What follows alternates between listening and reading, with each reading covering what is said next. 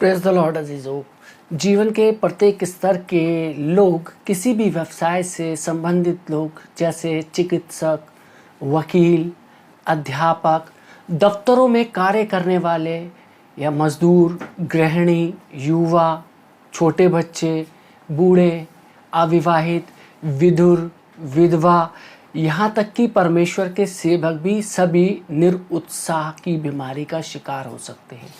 Bible ऐसे नबियों और राजाओं का वर्णन करती है जो उदासी की बीमारी का शिकार थे। राजा दाऊद, योना और एलिया, ये तीन अच्छे उदाहरण हैं। यदि हम देखें भजन संहिता 40 उसकी 2 से 3 आयत और भजन संहिता 55 उसकी 4 आयत, योना नबी की पुस्तक उसका 1 अध्याय और दूसरा अध्याय, पहला राजा 19 बाब और उसकी 5 से 8 आयत हम देख सकते हैं। मैं ऐसा समझता हूँ कि इतने लोगों को इस बीमारी से पीड़ित होने का मुख्य कारण ये है कि इस संसार में प्रत्येक को निराशाओं का सामना करना पड़ता है। यदि हम निराशाओं का सही ढंग से समाधान करने में असमर्थ होते हैं तो उसी स्थिति में निराशा उदासी का कारण बन जाती है। जैसे मैंने देखा है कि उदासी की पहली स्थिति का स्तर जो होता है वो निराशा ही होता है। हम सभी को कभी ना कभी निराशा का सामना करना पड़ता है। संसार का कोई भी प्राणी ऐसा नहीं है जिसकी इच्छा अनुसार हर समय घटना घटती हो या जैसा वो चाहता हो वैसा चला होता आया हो। जब हमारे अनुमान या इच्छा के अनुसार हमारी योजना सफल नहीं होती या लाभ नहीं होता तो जो सबसे पहली बात हम अनुभव करते हैं वो है निराशा। ऐसा होना कोई अस्वाभाविक या अनुचित नहीं है, परंतु उस परिस्थिति में हमको जानना चाहिए कि निराशा को हम किस प्रकार संचालित करें। यदि ऐसा ना करें तो वे गंभीर परिस्थितियों में परिवर्तित हो सकती है। इस संसार में हम निराशा से वंचित नहीं रह सकते, परंतु यीशु मसीह में वही निराशा आशा में परिवर्तित हो जाती है। यदि हम देखें फिलिपियों 3 बाब उसकी 13वीं आयत में पौलुस कहता है, परंतु केवल यह एक काम करता हूँ कि जो बातें पीछे रह गई हैं उनको भूलकर आगे की बातों की ओर बढ़ता हुआ निशाने की ओर दौड़ा चला जाता हूँ। पौलुस कहता है कि उसके लिए सबसे महत्वपूर्ण बात ये थी कि जो पीछे की बातें थी उसे भूलकर वे आगे की बातों की ओर बढ़ना चाहता है।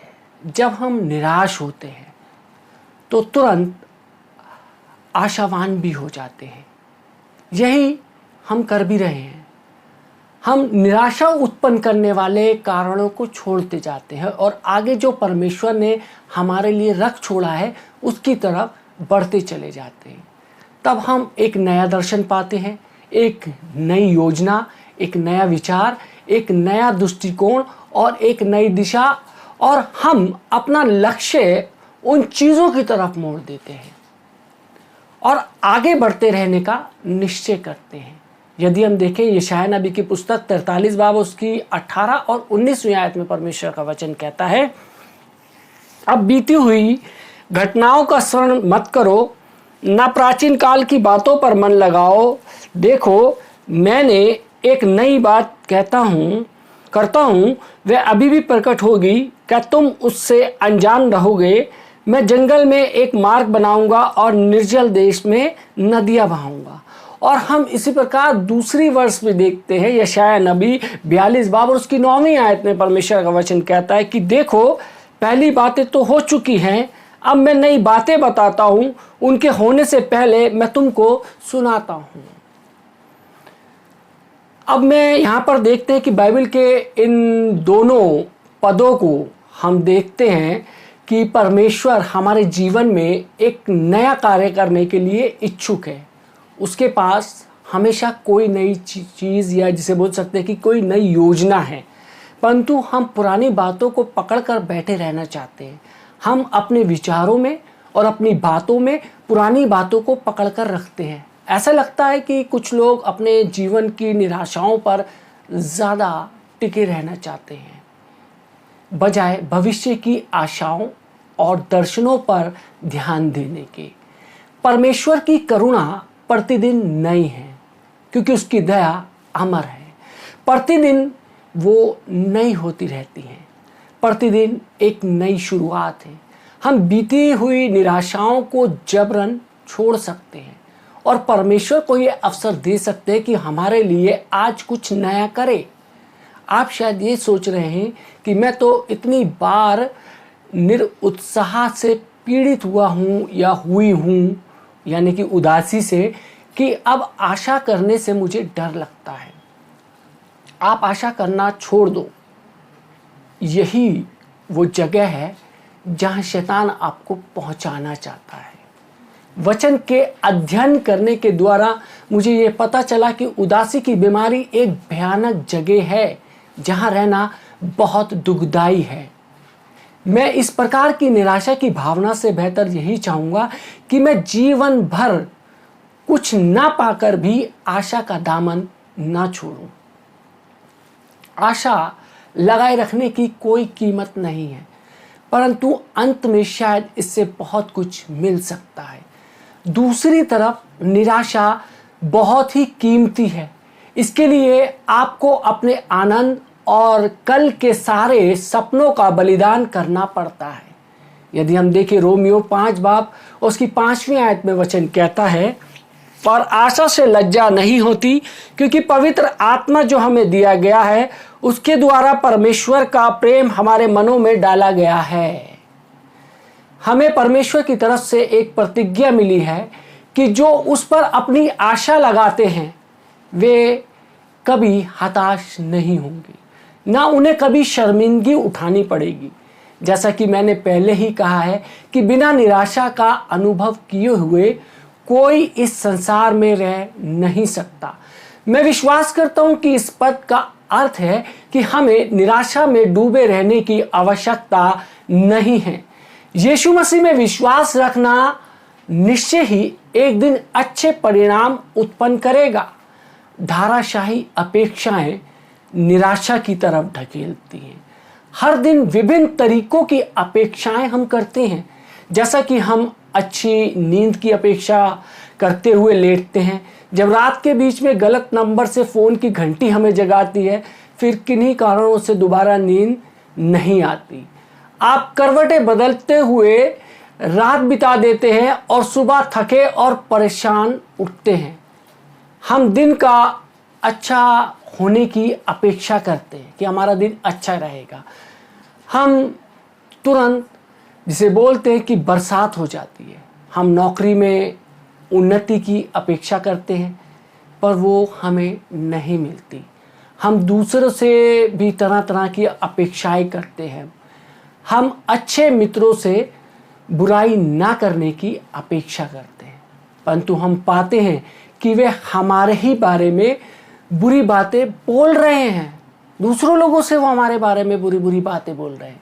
हम अपेक्षा करते हैं कि कम से कम हमारे मित्र हमें समझेंगे, और जब हम उनके पास जाएंगे तो वे हमारी आवश्यकता की पूर्ति करेंगे, परंतु वे हमेशा ऐसा नहीं करते हैं।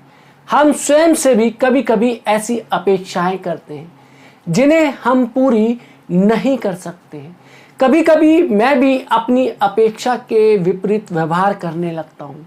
मैं सोचता हूँ कि हम सब जितना दे सकते हैं उससे कहीं ज़्यादा स्वयं से अपेक्षा करने लगते हैं, और इस कारण बहुत बार स्वयं से निराश हो जाते हैं। हम परमेश्वर से भी ऐसी अपेक्षा करने लगते हैं जो हमारे लिए उसकी योजना में हमें देना ही नहीं बना। हाँ, हमारा जीवन ऐसी अपेक्षा से भरा है जिसमें से कुछ का धाराशायी होना निश्चित है। इस दृष्टिकोण से जब हम निराश होते हैं तो हमें स्वयं निर्णय लेना पड़ता है कि हम क्या करेंगे, इस परिस्थिति में हमारा क्या व्यवहार होना चाहिए। मैंने पाया है कि यदि मैं अधिक समय तक निराशाजनक स्थिति में बना रहता हूँ तो मैं हतोत्साह अनुभव करने लगता हूँ। हतोत्साह निराशा से थोड़ी गहरी भावना या समस्या है। 1828 के वेबस्टर शब्दकोश में हतोत्साह का अर्थ इस प्रकार दिया गया है, साहस तथा आत्मनिर्भरता में कमी। मनोबल में कमी अर्थात वह जो आत्मविश्वास और आशा को दबाता है। हतोत्साह का एक अर्थ यह भी होता है जो रोकने की कोशिश करे। हतोत्साह साहस का विपरीत है। जब हम हतोत्साहित होते हैं तो अपना साहस खो देते हैं। मेरा विश्वास है कि परमेश्वर उन लोगों को साहस देता है जो उन पर विश्वास करते हैं। ठीक उसी तरह जैसा शैतान स्वाभाविक तौर पर उसे खत्म करने की चेष्टा करता है। दृढ़ और साहसी बने रहना किसी भी काम में सफलता प्राप्त करने का सर्वप्रथम निर्णय है। यहोशू के पहले अध्याय में परमेश्वर ने यहोशू से कहा कि यदि यहोशू दृढ़ और साहसी बना रहेगा तो वह उसे सारे देश पर कब्जा करने को देगा। मेरा विश्वास है कि परमेश्वर यहोशू को जता रहा था कि शैतान जो हमारा दुश्मन है वह उसे हतोत्साहित करने की चेष्टा करेगा। हमें शैतान की चालों का अध्ययन करना चाहिए और उसको नाकाम करने के लिए तैयार रहने की आवश्यकता है। नीति वचन 13 बाब और उसकी 12वीं आयत में बताता है कि आशा टूटने से हृदय बीमार हो जाता है। जब हम किसी बात से हतोत्साहित होते हैं तो हम उस विषय पर आशा छोड़ देते हैं। हम हतोत्साह और आशावान एक साथ नहीं रह सकते हैं। जैसे ही हमारे अंदर आशा आती है, हतोत्साह को जाना पड़ता है।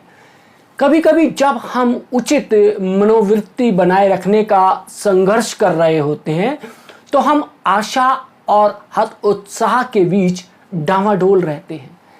पवित्र आत्मा हमें आशावान रहने के लिए प्रेरित करती है तो शैतान निराशा से हम पर आक्रमण करता है।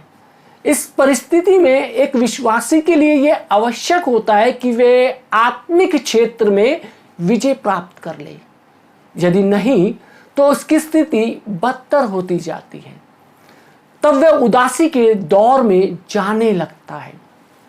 कुछ समय का हतोत्साह उतना विनाशकारी नहीं होता है।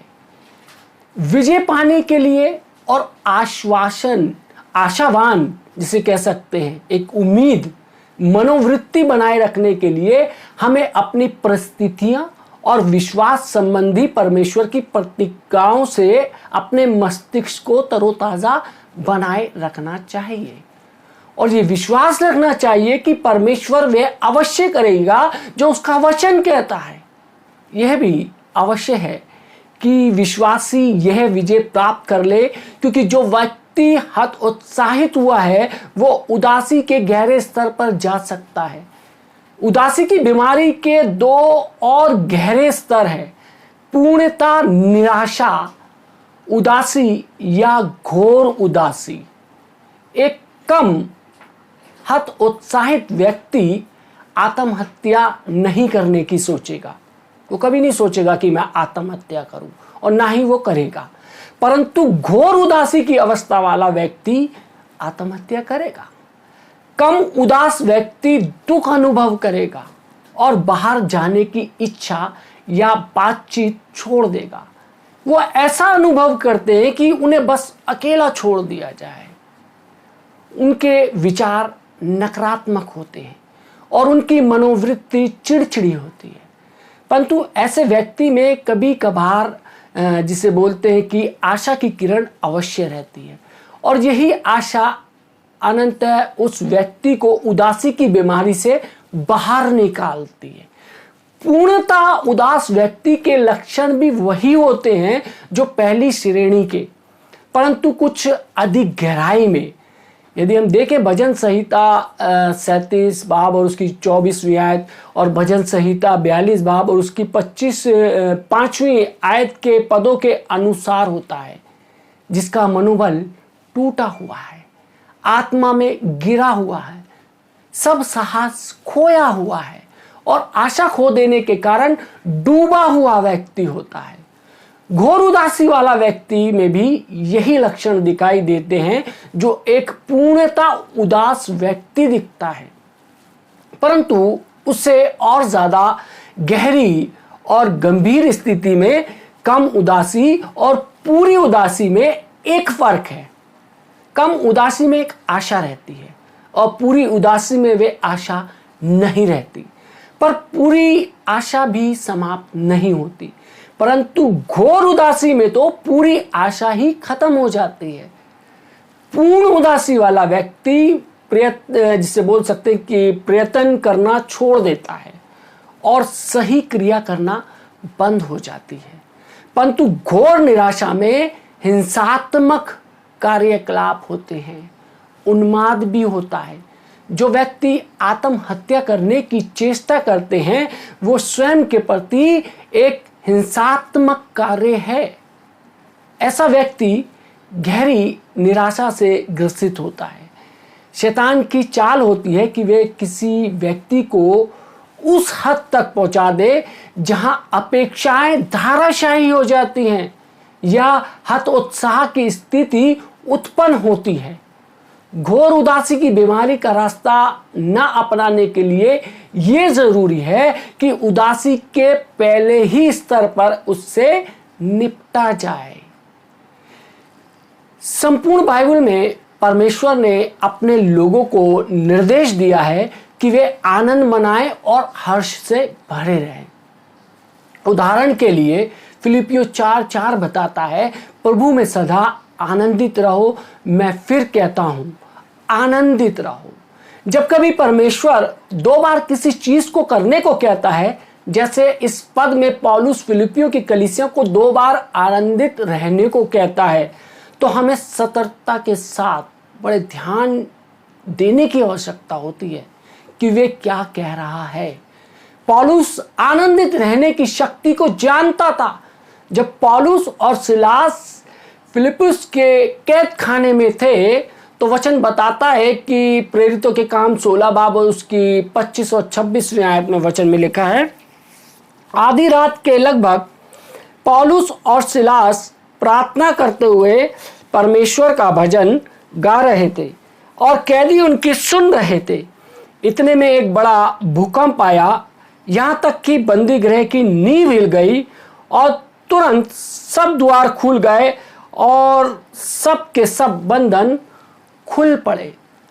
वही शक्ति जिसने दरवाजों को खोल दिया और पौलुस और सिलास के बंधनों को और उनके साथ बंद कैदियों के बंधनों को खोल दिया, वही शक्ति आज उन सब के लिए भी उपलब्ध है जो आज उदासी की बीमारी के शिकंजे में कैद और जकड़े हुए हैं। बहुत बार लोग ये शब्द सुनते हैं कि आनंदित रहो और सोचते हैं कि ये तो बहुत ही अच्छा है, परंतु हम कैसे आनंदित हो सकते हैं। वे आनंदित होना तो चाहते हैं, परंतु उन्हें नहीं मालूम कि कैसे आनंदित हुआ जाता है। पौलुस और सिलास जिन्हें पीटा गया था, जेल भेजा गया था और उनके पैरों को काठ में ठोका गया था, वे आनंद मना रहे थे, रो नहीं रहे थे, गुस्सा नहीं कर रहे थे, अपने जख्मों को नहीं सहला रहे थे। वचन बताता है कि वे आनंद मना रहे थे। साधारण रूप से परमेश्वर का भजन गा गा कर वो आनंद मना रहे थे। हम कभी कभी केवल मुस्कुराने, हंसने और स्वयं में जिसे बोल सकते हैं कि खुश होने के द्वारा जो हमारे को खुशी होती है उसका पूरा आकलन नहीं कर सकते, और यही शक्ति आनंद मनाने की सामर्थ्य है। और इस प्रकार से समस्या अपने आप दूर चली जाती है। जब लोग उदास होने लगे तो बस मुस्कुराना शुरू कर दें, उदासी जाती रहेगी। अधिकतर लोग ये समझ नहीं पाते हैं कि किस तरीके से वे अपनी परिस्थिति को बदल सकते हैं। अपनी परिस्थितियों की प्रतिक्रिया में साधारण सा तालमेल बिठाने का परिणाम ही परिवर्तन है। परमेश्वर कह रहे थे कि यदि वे थोड़ा मुस्कुराएं या एक गाना मेरे लिए गाएं तो उनकी उदासी दूर हो जाएगी। यदि वो थोड़ा हंसे तो उदासी उन पर ठहर ही नहीं सकती। जैसे ही उदासी शुरू हो, यदि वे तुरंत इस प्रकार से प्रतिक्रिया करें, अर्थात मुस्कुराने लगे या गाने लगे, तो निरुत्साह उन्हें छोड़कर चला जाएगा। परमेश्वर का वचन भी इसी प्रकार की शिक्षा देता है। भले ही इससे पहले हमने आनंदित रहने की शिक्षा के इस दृष्टिकोण से इसे नहीं देखा हो। आनंद आत्मा का एक फल है। जी हाँ, आनंद आत्मा का एक फल है। यदि हम देखें गलातियों 5 बाब उसकी 22 और 23वीं आयत में वचन कहता है, पर आत्मा का फल प्रेम, आनंद, शांति, धीरज, कृपा, भलाई, विश्वास, नम्रता और संयम है। ऐसे ऐसे कामों के विरोध में कोई भी व्यवस्था नहीं है। यदि यीशु मसीह से आपका व्यक्तिगत संबंध है, यदि आपने उद्धार प्राप्त किया है, तो पवित्र आत्मा आपके अंदर निवास करता है। यदि आनंद आत्मा का फल और आनंद आप में है, तो आनंद आपके अंदर है। आप आनंद प्राप्त करने की या निर्माण करने की कोशिश नहीं कर रहे हैं, यह आपके अंदर खुद ब खुद विद्यमान है, आपके अंदर है। वैसे ही जैसा आपके अंदर प्यार करने की योग्यता है और अन्य फल भी आपके अंदर है, क्योंकि पवित्र आत्मा आपके अंदर है। ये समझना अति आवश्यक है कि हम विश्वासी आनंद प्राप्त करने की कोशिश नहीं करते हैं। आनंद जबकि हमारे पास है, हमारे भीतर है, आपके अंदर है। अब ये है कि आनंद को किस प्रकार खोजना है, हमने ये सीखना है। किस प्रकार से अपने उस खोए हुए आनंद को बाहर लेकर आना है। बहुत बार या तो हम बहुत ही बुजुर्ग बन जाते हैं या बहुत ही जिम्मेवारियाँ होती है तो हम नक चढ़े से हो जाते हैं, लेकिन हमारे अंदर एक बच्चा छुपा होता है। उस बच्चे को बाहर निकालिए, जो खिलखिला के हंसता है, खिलखिला के खुश रहने की कोशिश करता है, उन चीज़ों का इस्तेमाल करता है जो उसे आनंद देती हैं।